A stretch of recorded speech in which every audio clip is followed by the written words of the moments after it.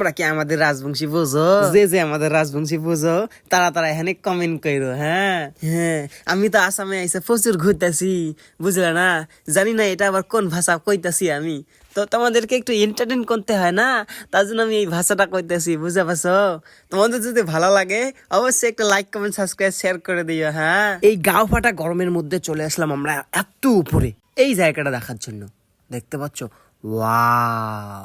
যাই হোক, দাদা বলেছিল উপরে উঠতে উঠতে আমাদের অবস্থা শেষ হবে, তবে এতটা শেষ হবে কখনো কল্পনাও করতে পারিনি। আমার তোর মাথা শেষ, দুজনের মাথা। আমাদের নাকি এখন আরো উপরে উঠতে লাগবে। ভাই আমার পা চলে না, দূর ক্যামেরা নিয়ে আয়, চলো যাই উপর।